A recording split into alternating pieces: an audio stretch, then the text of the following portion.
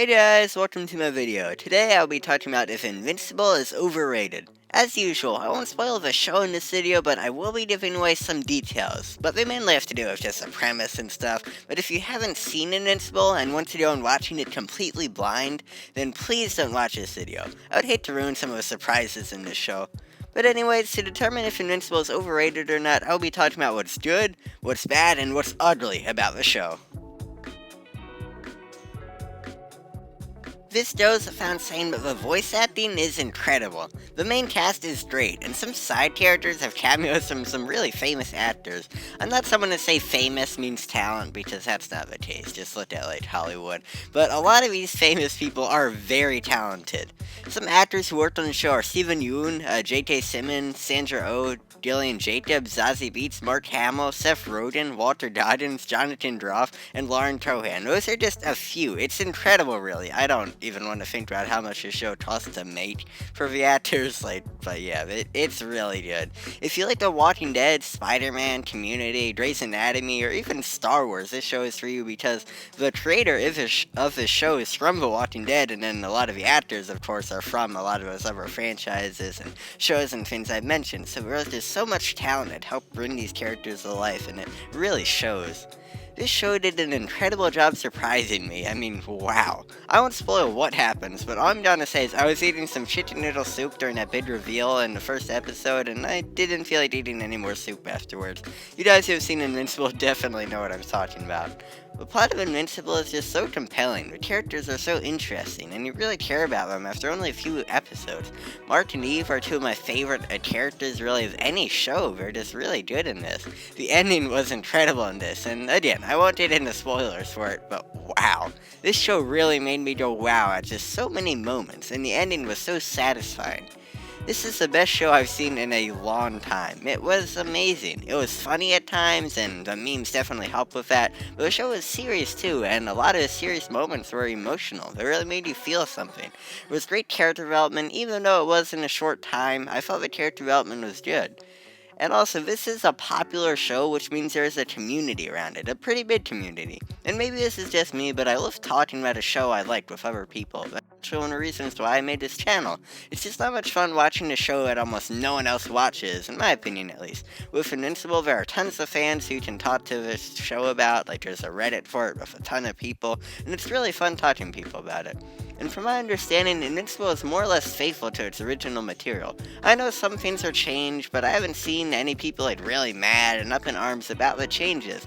This isn't one of those awful adaptations like the Artemis Fowl movie I reviewed, which is awesome. Now, to get to what I didn't like about Invincible, this may not be the most popular opinion, but I don't think the animation is anything special. It's not bad, don't get me wrong, but it's just nothing great. I almost feel like the producers spent all of their budget on animating the final episode, which was really awesome. Yeah, that final episode was great, but you can tell, like, in the middle of the season, there wasn't too much going on. It was still good, but there were some episodes where I was like, really? Okay. It just wasn't really much. Like, for an episode that you had to wait a week for, it wasn't too impressive. But I still thought it was good, and it wasn't an awful thing about the show. But yeah, I definitely do feel like almost all of the money for a show is spent on, like, the last 2 episodes. Also, Robot is a little creepy. This is a little hard to get into without spoiling things, but the main arc of his character is a little messed up when you think about Monster Girl. It's kinda gross. And finally, I don't like this trend of shows having 8 or 10 episode seasons but with longer episodes. I would have liked more time to develop characters and plot lines in Invincible. I feel like the time we did get was good, but even more would have been better. Invincible cuts out filler, but admittedly, filler can be good sometimes, when it's in moderation. An example I can think of is The Bad Batch. The past few episodes of it have been kinda fillery, but the characters have had time to develop with each other, so as I'm sure things will progress, and, there'll be emotional moments, like a character might die or something, you will really care about them. And in this show, you do care about them, but there's moments where it's like, okay. Like, you don't get enough time to care about them. And I feel like that's a really weak point the show has, and I hope next season will be better.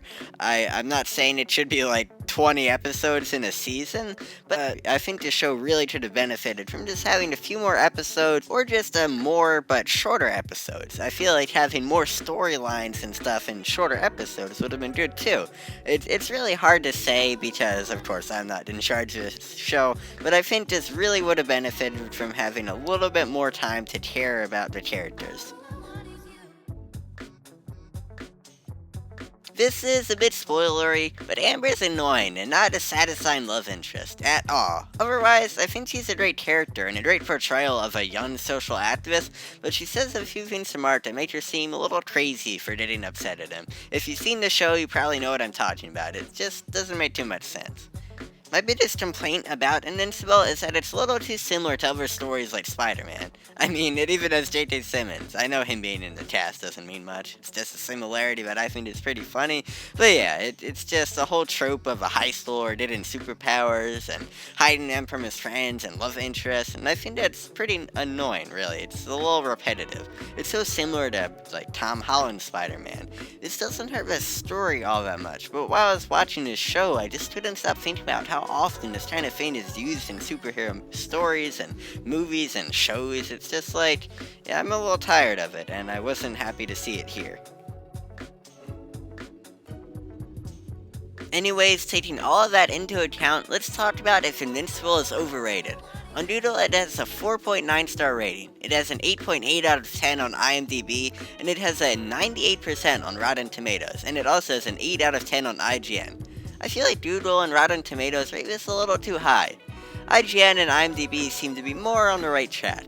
I think Invincible is a little overrated. Not drastically overrated, not at all, but a little bit. It's not a bad show. I just don't think it should be that close to a 10 out of 10 or 100% or a 5-star rating. I think it's a great show, but I have some issues with it. I rate Invincible a 9 out of 10. And yeah, if you haven't seen it, I really recommend you see it. As you can probably see from this trailer footage, yeah, it's a gory show, even though it's animated. It's got a lot of gore, so if you're queasy about that kind of stuff, then just be aware it's there. But it's a really good show. It has a compelling plot. It's really interesting, but it is a little bit overrated in my opinion. So, thanks for watching. Please like and subscribe if you enjoyed this video because it would really mean a lot. Make sure to tell me if there are any movies or shows you'd like to see me review next, and I will see you in the next video.